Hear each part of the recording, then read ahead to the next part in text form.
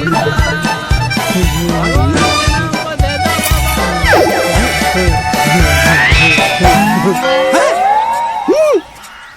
few moments later.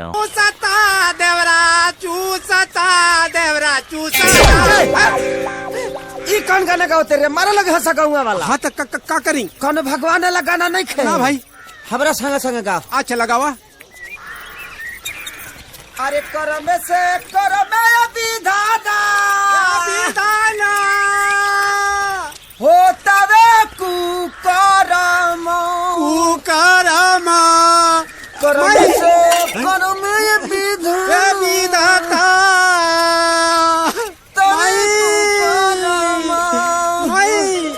हाँ पापा, हम पहुँच गए नहीं।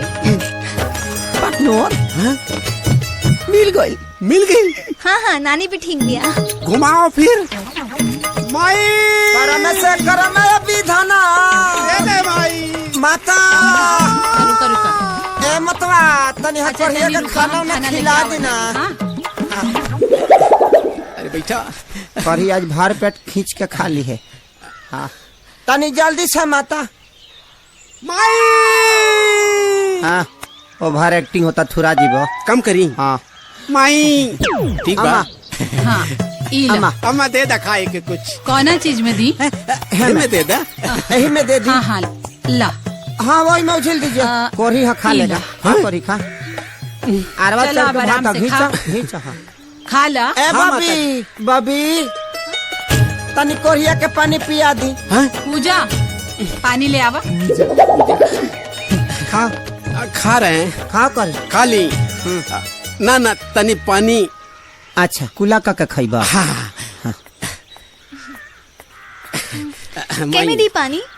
दे दा। ना ना रुक गबड़ा जाएगा। तुमको बढ़िया बर्तन में पिलाएंगे।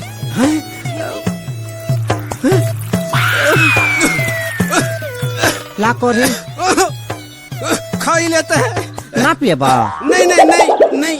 कोर्ट की दवाई तो सरकारी अस्पताल में मुफ्त में मिलेला, तो जाके इनका इलाज काहे नहीं करावत? हम इसका इलाज कराए 2-3 बार इलाज कराए। दवाइयों खाया निमन होने पाया तले बैगन खा लिया तब से फिर गड़बड़ा गया। घबरा जाता है। फिर करा लेंगे हम।